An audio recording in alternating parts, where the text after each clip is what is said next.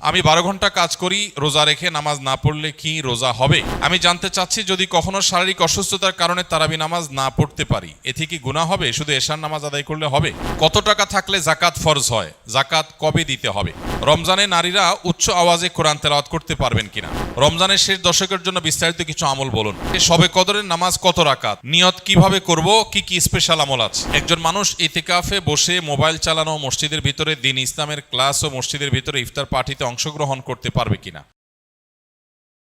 রমাদান মাসের গভীর তাৎপর্য, গুরুত্ব, এর মাহাত্ম্য, এর মর্যাদা, আল্লাহর তরফ থেকে এই মাসের বিশাল বড় যে সুবর্ণ সুযোগ, সেটিকে আমরা অনুধাবন করতে পারি না।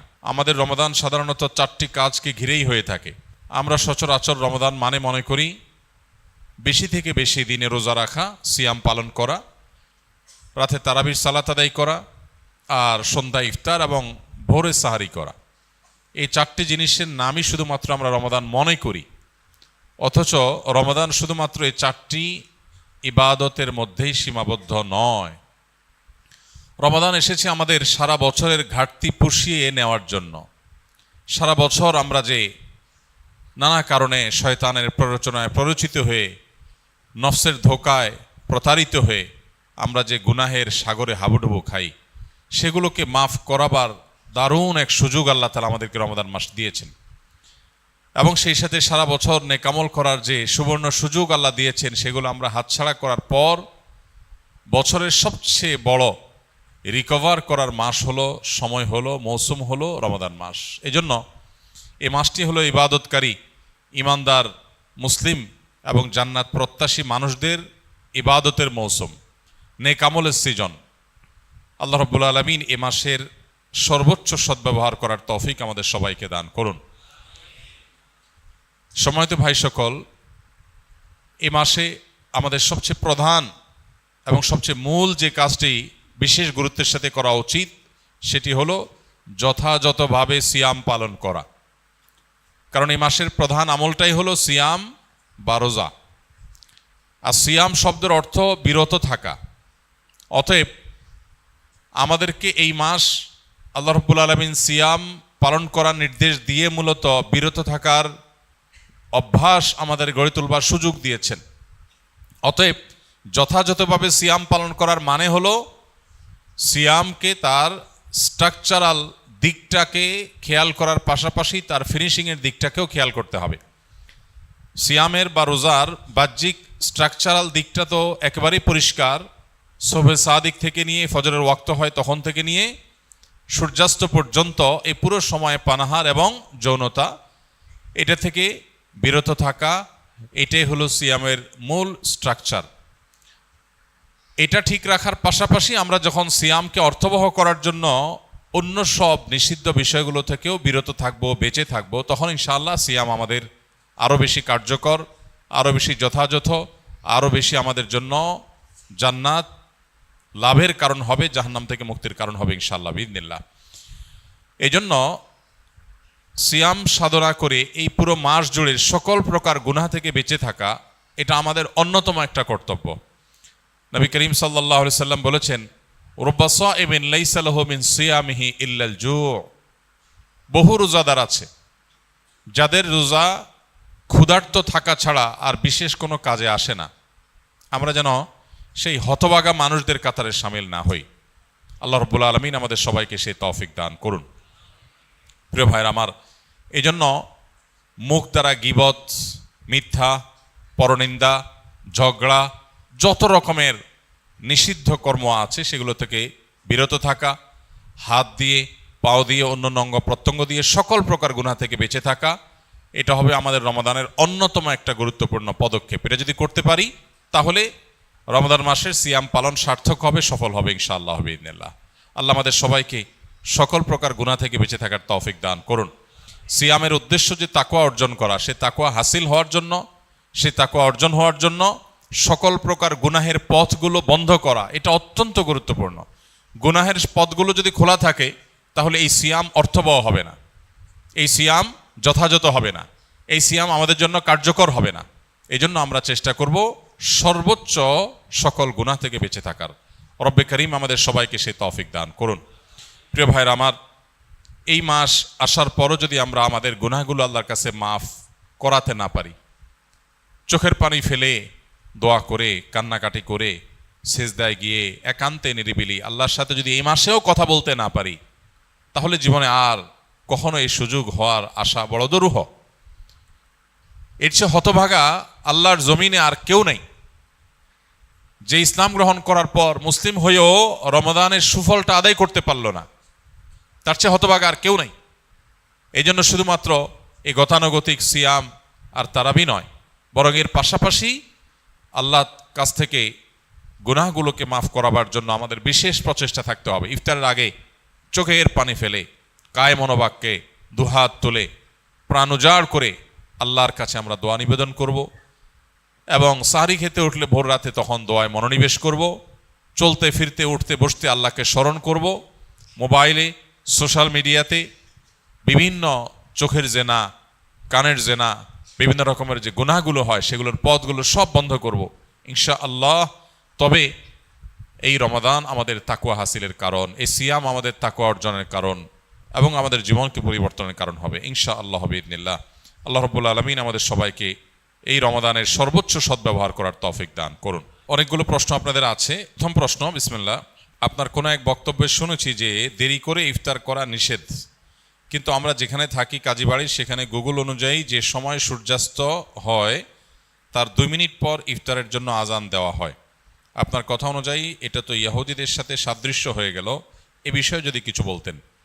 প্রথম কথা হলো, সূর্যাস্তের সময়ের যদি 2 মিনিট পর কেউ ইফতার করে তাহলে এটাকে বসেন আপনি বসেন, উঠছেন কেন? প্রথম কথা হলো, সূর্যাস্তের 2 মিনিট পর যদি কেউ ইফতার করে, 3 মিনিট পর কেউ ইফতার করে, তাহলে এর কারণে সে ইহুদিদের সাথে সাদৃশ্য হয়ে গেছে এমনটি বলার কোনো সুযোগ নেই। কেন সুযোগ নেই? কারণ ইহুদিরা যে দেরিতে ইফতার করে, বর্তমানে রাফিজি যারা আছে, শিয়া যারা আছে, এরাও দেরিতে ইফতার করে। এই দেরিতে ইফতার করা মানে 2 মিনিট 3 মিনিট না, তারা চতুর্দিকে অন্ধকার হয়ে শেষ হওয়ার পর তারা ইফতার করে, যেটা অনেক ক্ষেত্রে 15-20 মিনিট বা আধা ঘন্টা সময়ও লাগে। তারপরে যায় চতুর্দিকে অন্ধকারে ছেয়ে যায়, অন্ধকারে চতুর্পাশকে ছেয়ে গেলে তারপরে ইফতার করাটা হলো তাদের স্বভাব। অতএব কোনো মুসলিম 2-3 মিনিট পরে বা 2-4 মিনিট পরে ইফতার করলে সে ইহুদিদের সাথে সাদৃশ্য হয়ে গেছে, রাফিজি বা শিয়াদের সাথে সাদৃশ্য হয়ে গেছে এমনটি বলার কারণ নাই। তবে এটা ঠিক যে নবী করিম সাল্লাল্লাহু আলাইহি সাল্লাম বলেছেন, এই উম্মত ততদিন কল্যাণের মধ্যে থাকবে মা আজ্জালুল ফুতুর ও আখারুস সাহুর, যতদিন তারা ইফতার তাড়াতাড়ি করবে আর সাহারি দেরিতে করবে। ইফতার তাড়াতাড়ি করার মানে হলো সূর্য ডুবে গেছে, নিশ্চিত হয়ে গেছেন, তারপর আর বিলম্ব না করে সাথে সাথে ইফতার করা, এটা হলো ইফতার তাড়াতাড়ি করার অর্থ। আর সাহারি দেরিতে করার অর্থ হলো সাহারি শেষ করার কিছুক্ষণ পর আজান হবে বা ফজর ওয়াক্ত হবে, একেবারে শেষ মোমেন্টে আজানের ঠিক আগের মিনিট পর্যন্ত খাচ্ছেন, এটা সুন্নাহ না। নবী করিম সাল্লাল্লাহু আলাইহি সাল্লাম সাহারি খেয়ে শেষ করার পর ফজরের জন্য দাঁড়াতেন, এর মধ্যে প্রায় 50টি আয়াত তেলাওয়াত করার মতো সময় থাকতো হাতে। এখন বেশিরভাগ মানুষ আমরা দেখা যায় সাহারি খেতে গেলে মুয়াজ্জিনের সাথে আমাদের প্রতিযোগিতা হয়, মুয়াজ্জিন মাইক নিয়ে দাঁড়ায় আজান দিবে আর আমরা খাবার মুখে নিয়ে আমরা কম্পিটিশন করি যে আমি আগে শেষ করব, মুয়াজ্জিন শেষ চেষ্টা করে মুয়াজ্জিন আগে আজান দিবে, মানে ভাবখানা এমন। তো এটা সুন্নাহ না, মানে একেবারে লাস্ট মিনিট পর্যন্ত খেতে থাকলেন, এটা সুন্নাহ না, বরং সুন্নাহ হলো সামান্য একটু গ্যাপ রাখা। তবে হ্যাঁ, এটা ঠিক যে একেবারে শবে সাদিক হওয়ার আগ মুহূর্ত পর্যন্ত যদি কেউ খায় তার রোজা হয়ে গেছে, তার রোজা হয়ে যাবে। আর ইফতারের ক্ষেত্রে সূর্য ডুবে গেছে, ঘড়ি এই দিক সেদিক হতে পারে, 1 মিনিট আমার ঘড়িটা স্লো হতে পারে, এই সন্দেহের কারণে কেউ 1 মিনিট দেরি করে খেলো, তাতে সে দেরি করে ইফতার করেছে এটা বলা যাবে না, বা তাড়াতাড়ি ইফতার করার খেলাফ আমল করেছে সেটাও বলা যাবে না। তবে এটা ঠিক যে ইফতার তাড়াতাড়ি করতে হয় আর সাহারি দেরিতে করতে হয়, এবং ইহুদিরা রাফিজিরা যারা চতুর্দিকে অন্ধকার ছেয়ে যাওয়া পর্যন্ত অপেক্ষা করে, আমরা সেটা করব না। আমাদের সমাজে আলহামদুলিল্লাহ এখন সচেতনতা হয়েছে, মানুষ ওয়াক্ত হওয়ার পর পর ইফতার সাধারণত করে। আর একটা জিনিস গুরুত্বপূর্ণ, তা হলো ইফতার এবং সাহারির সাথে আজানের সম্পর্ক সরাসরি নাই, অর্থাৎ আজান হলে আপনি ইফতার করবেন আর আজানের আগ পর্যন্ত খাবেন, ব্যাপারটা সেরকম না। মুয়াজ্জিন আজান 1 মিনিট পরে দিতে পারে, 2 মিনিট পরে দিতে পারে, 1 মিনিট আগে দিতে হবে, কারণ আজানটা তো একেবারে ওই মিনিট হওয়ার সাথে সাথেই দেওয়া আবশ্যক না, অথবা ঘড়ির সমস্যা হতে পারে। এই জন্য আপনি দেখবেন টাইম হলো কিনা সেটা। অতএব যদি টাইম আপনি মেনটেন করে ইফতার এবং সাহরি করেন, ইনশাআল্লাহ সুন্নাহ আদায় হয়ে যাবে, আল্লাহ চাহেন তো। রমাদান এলেই মা বোনেরা প্রতিযোগিতামূলক কোরআন খতম দেন। অনেকে বিষয়টি বাড়াবাড়ি বলেন, কারণ হিসাবে যুক্তি দেয় যে দ্রুত পড়লে সহি হওয়ার সম্ভাবনা কম থাকে এবং অর্থ বুঝে পড়া ভালো। কথাটা কতটা যুক্তিযুক্ত? কোরআনে কারীম পড়ে শেষ করা, খতম দেওয়া এবং একাধিক খতম দেওয়া, বেশি বেশি তেলাওয়াত করা রমজান মাসে, এটা সালাফে সালেহ থেকে প্রমাণিত। আমাদের পূর্বসূরিগণ তারা রমজানের শেষ দিন পর্যন্ত বেশি থেকে বেশি কোরআনে কারীমের তেলাওয়াতে মগ্ন থাকতেন। যেহেতু এই মাসটাই হলো কোরআন নাজিলের মাস, অতএব এই মাসের অন্যতম গুরুত্বপূর্ণ আমলটা হলো বেশি বেশি কোরআন তেলাওয়াত করা। যেসব ভাইরা কোরআন তেলাওয়াত জান না, তারা কোরআন তেলাওয়াত শিখতে পারেন। আমরা সুন্নাহ ফাউন্ডেশন থেকে দীর্ঘ 1 বছর টানা পরিশ্রম করার পর আলহামদুলিল্লাহ, যারা কোরআন সহি বা শুদ্ধভাবে পড়তে বা তেলাওয়াত করতে পারেন না, এমনকি আরবি অক্ষরও চিনেন না, তাদের সুবিধার্থে আমরা সহজ সূত্রে কোরআন শিখি নামে একটা কোর্স আমরা চালু করেছি, এবং এই কোর্সটা প্রতিদিন তারাবির পর আমাদের ভেরিফাইড ইউটিউবে, অর্থাৎ আমার নামে যে ইউটিউব চ্যানেল আছে, সেখানে প্রতিদিন একটা করে পর্ব আপলোড হয়। গত 2 রাতে 2টি পর্ব আপলোড হয়ে গেছে। আজকে তারাবির পরে 3 নম্বর পর্ব আপলোড হবে ইনশাআল্লাহ। 10 থেকে 15 মিনিট 20 মিনিটের মধ্যে ভিডিওটা, মাত্র 27টি ভিডিও ইনশাআল্লাহ পুরো কোরআন সহি করে শেখার জন্য তৈরি করা হয়েছে, অনেক পরিশ্রম করে, অনেক সাধনা করে। অতএব যারা সময় আছে তারা সেই ভিডিও ফলো করতে পারি, অথবা অন্য কোনো উপায়ে কোরআন সহি করে পড়বো। আর যাদের তেলাওয়াত সহি আছে তারা বেশি বেশি পড়বো। এখন কথা হলো, প্রতিযোগিতামূলকভাবে বেশি বেশি করে কোরআন খতম দিলে সেটা ভালো কিনা? উত্তর হলো অবশ্যই ভালো, তবে তার কোয়ালিটি যেন ঠিক থাকে। এটা ঠিক যে তাড়াহুড়া করতে গিয়ে কোয়ালিটি নষ্ট করে অনেক পরিমাণে তেলাওয়াত করার চাইতে কোয়ালিটি ঠিক রেখে আপনি সাধ্য অনুযায়ী তেলাওয়াত করা ভালো। দেখা যায় অনেকে হুলস্থুল করে কোরআন তেলাওয়াত করেন, কি পড়েন নিজেও বোঝেন না। খতম দেওয়া উদ্দেশ্য হয়, এই খতমটা অর্থবহ না। আল্লাহ তাআলা আমাদের আমলকে মাপবেন, আল্লাহ আমলকে গুনবেন না। কিয়ামতের দিন আমল গণা হবে না মাপা হবে? মাপা হবে। অতএব আমাদের আমলের কোয়ান্টিটি না, দেখতে হবে কি কোয়ালিটি।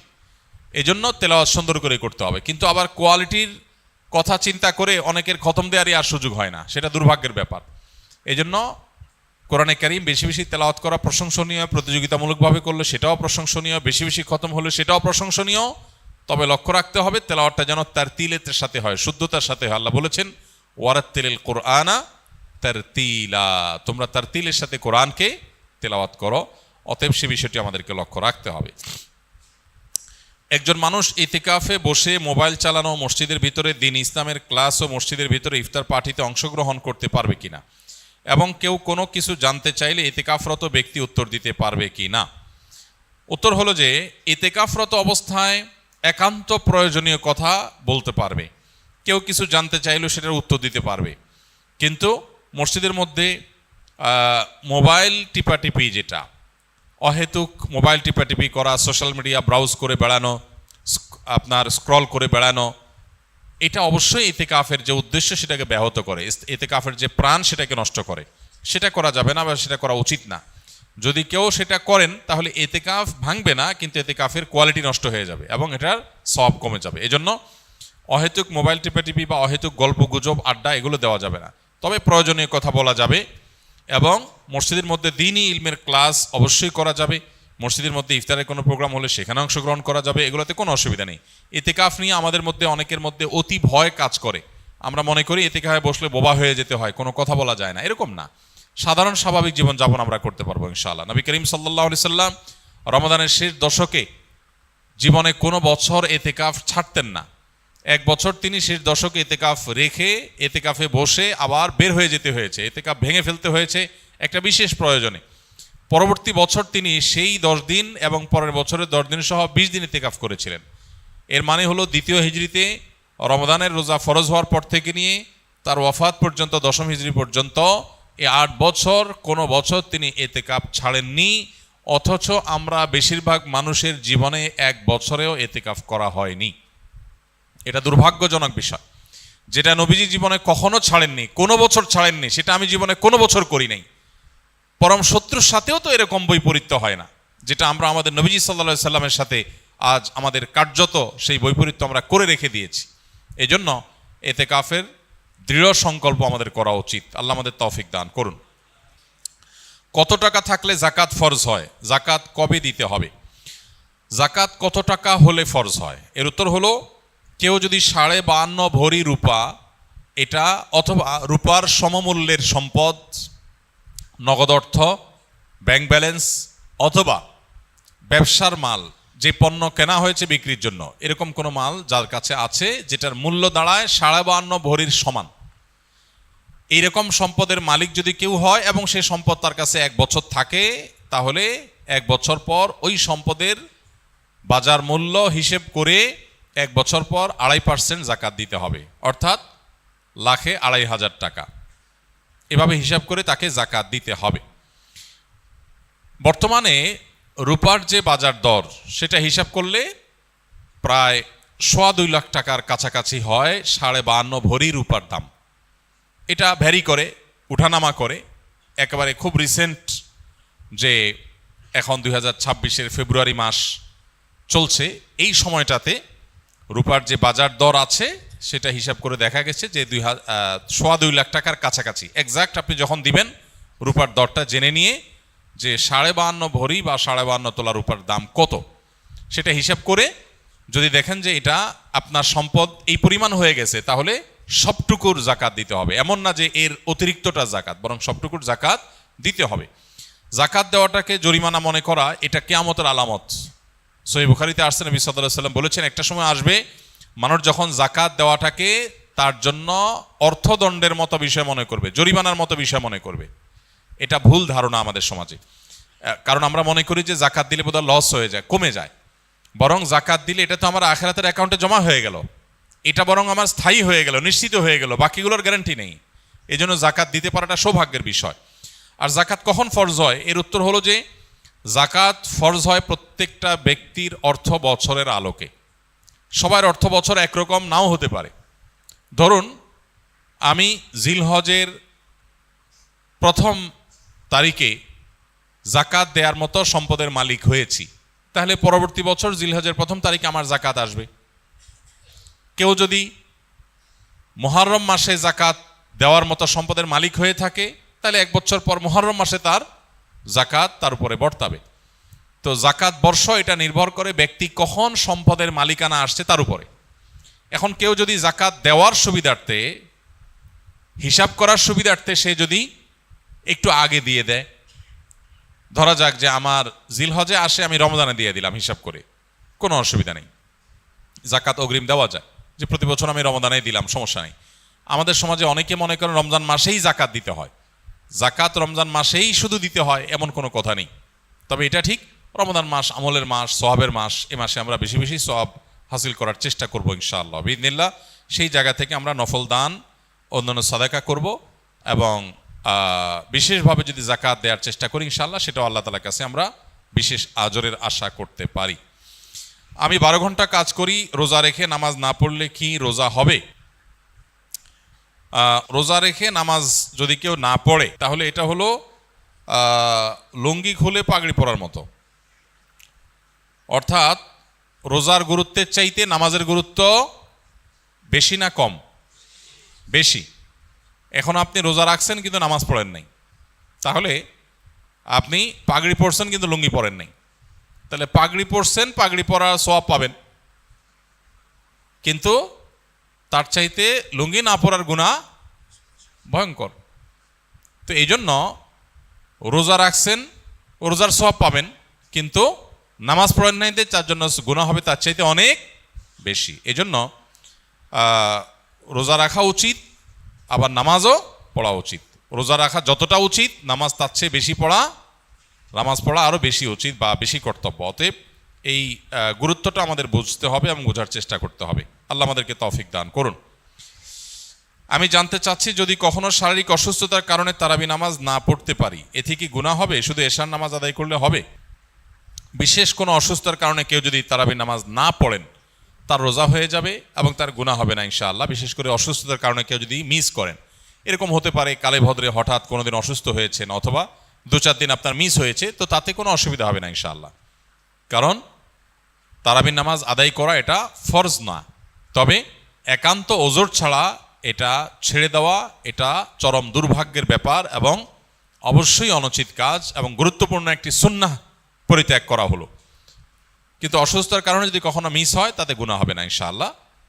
বিশেষ কোনো কারণে বাদ পড়লে আপনার রমজানের রোজা ঠিকই আদায় হয়ে যাবে। রমজানে নারীরা উচ্চ আওয়াজে কোরআন তেলাওয়াত করতে পারবেন কিনা? নারী হোক আর পুরুষ হোক, কোরআনে কারীমের তেলাওয়াতের মধ্যে নীরবে তেলাওয়াত করতে পারেন, আবার কিছুটা মৃদু কণ্ঠের মৃদু আওয়াজে তেলাওয়াতও করতে পারেন। বিশেষ করে বাসাবাড়িতে একটু মৃদু কণ্ঠের আওয়াজে তেলাওয়াত করাই ভালো। শয়তানকে বিতাড়িত করবার প্রয়োজনে বিশেষ করে একটু উচ্চ স্বরে একটু সরবে কোরআন তেলাওয়াত করা গুরুত্বপূর্ণ। মেয়েদের কোরআন তেলাওয়াতের ক্ষেত্রে লক্ষ্য করতে হবে যে পরপুরুষের কানে যেন তেলাওয়াতের আওয়াজ না যায়, রাস্তায় বাসার বাইরে যেন না যায়, সেটা খেয়াল রাখতে হয়। বাসার ভিতরে যদি থাকে, পরপুরুষ বা গায়রে মাহরামের কানে যদি আওয়াজ যাওয়ার আশঙ্কা না থাকে তাহলে কোনো অসুবিধা নেই, বাসায় বসে সেরকম তেলাওয়াত মা বোনরা করতে পারবেন।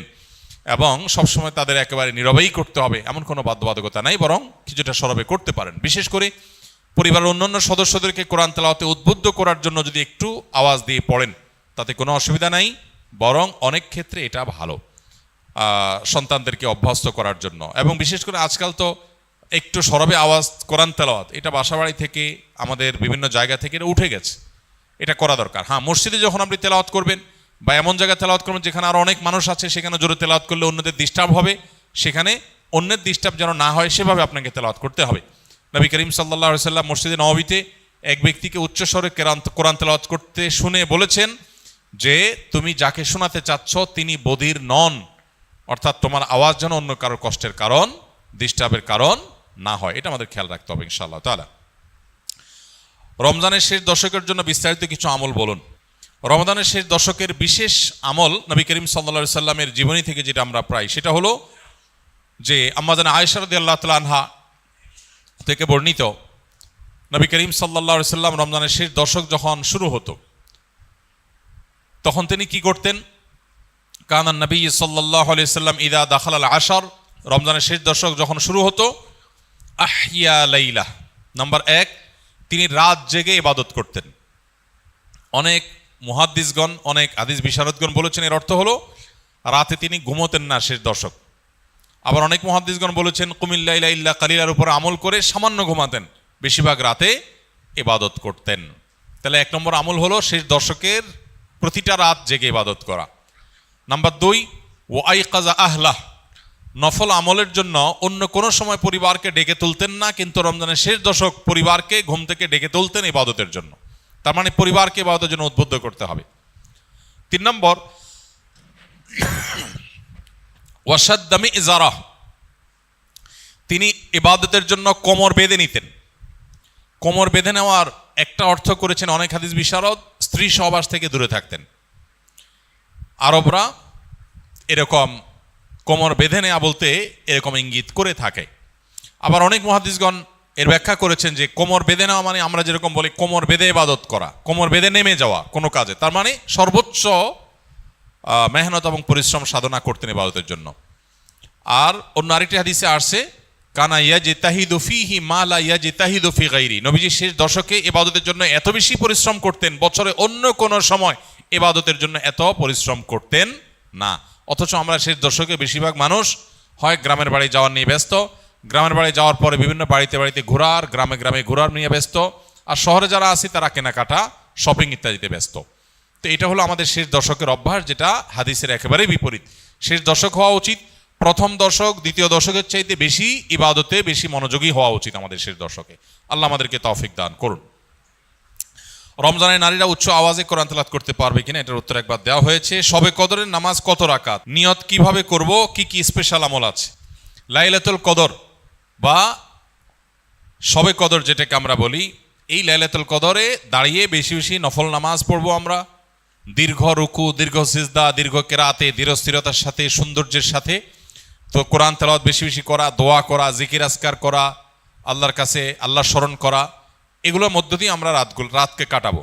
লাইলাতুল কদরে বিশেষ আমল বলতে একটা দোয়াই শুধু হাদিস দ্বারা আমরা জানতে পারি, সেটা হলো নবী করিম সাল্লাল্লাহু আলাইহি সাল্লাম মা আয়েশা রাদিয়াল্লাহু তাআলা আনহাকে শিখিয়েছেন যে লাইলাতুল কদর পেলে তিনি যেন এই দোয়া পড়েন, আল্লাহুম্মা ইন্নাকা আফুউন তুহিব্বুল আফওয়া ফা'ফু আন্নি।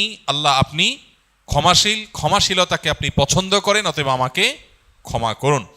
এই দোয়া আমরা বেশি বেশি পড়বো। এর বাইরে লাইলাতুল কদরের বা শবে কদরের আলাদা কোনো নামাজের ফরম্যাট নাই যে এত সংখ্যক রাকাত পড়তে হবে এবং প্রথম রাকাতে অমুক সূরার সাথে অমুক সূরা এতবার, দ্বিতীয় রাকাতে তমুক সূরা এতবার, এরকম কোনো বাধ্যবাধকতা নেই।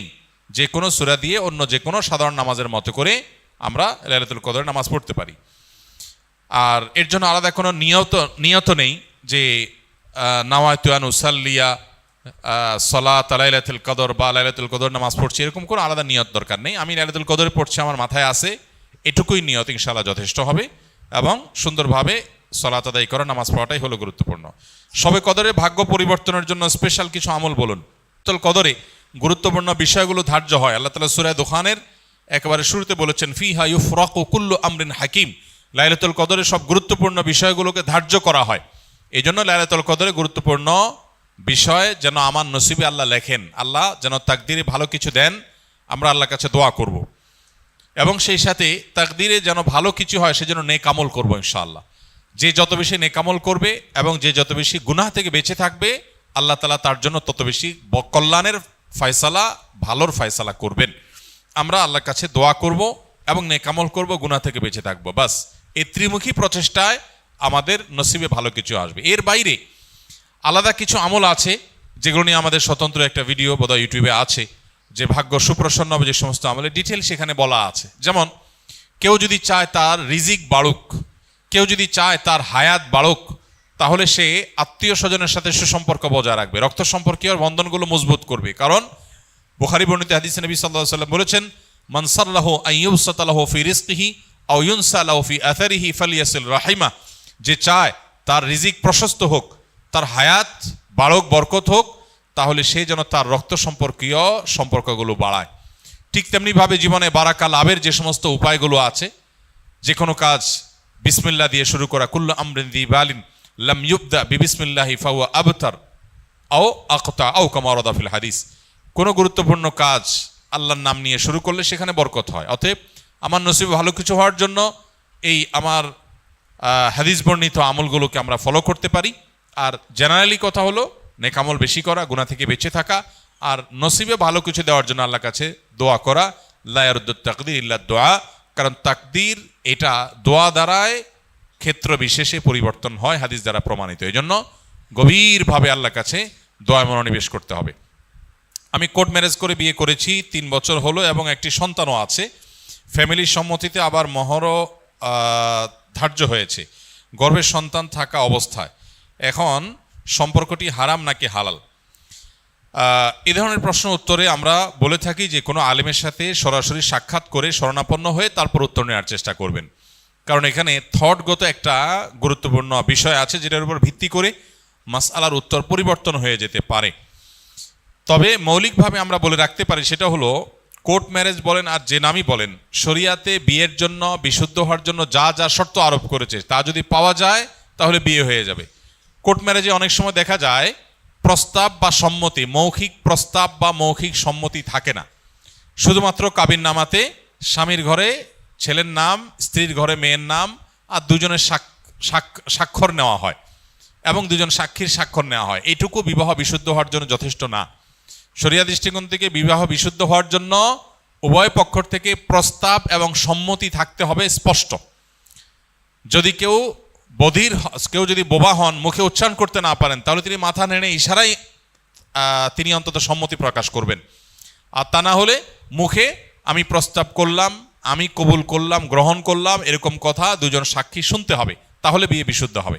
অতএব বিবাহ বিশুদ্ধের জন্য দুজন সাক্ষী উপস্থিত ছিলেন কিনা, তারপরে তারা এই প্রস্তাব এবং সম্মতির কথা শুনতে পেয়েছেন কিনা, সাক্ষীদের উপস্থিতি এবং প্রস্তাব সম্মতি এটা একই মজলিসে একই বৈঠকে হয়েছে কিনা, এই বিষয়গুলো গুরুত্বপূর্ণ। এগুলো যদি হয়ে যায়, মহর যদি ধার্য কোনো কারণে নাও হয়, পরে ধার্য হয়ে যায়, বা অটোমেটিক যে মহরে মিছিল বলা হয় সেটা ধার্য হয়ে যায়, তাতেও বিয়ে হয়ে যায়।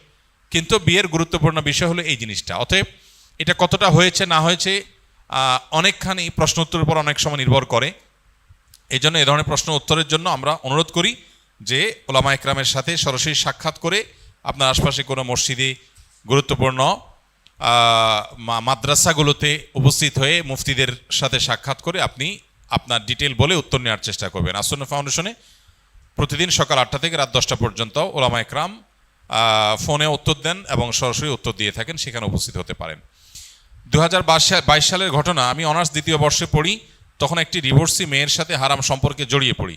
পরে তার পেটে বাচ্চা আসে এবং তাকে বিয়ে করি, কিন্তু আমার পরিবার মেনে নেয় না এবং অনেকে যারা সন্তানের বাবা বলে গালি দিতে থাকে। একসময় রাগ করে সে মেয়ে সন্তানকে 14 দিনের বাচ্চাকে এক বন্ধা দম্পতি দিয়ে দেই এবং আমার স্ত্রীকেও ডিভোর্স দেই। এই অতীতটা আমাকে কুড়ে কুড়ে খাচ্ছে। আমি মনে হয় ক্ষমা পাবো না, আখেরাতে আটকা পড়ে যাব। আমি বারবার ডিপ্রেশনে চলে যাই।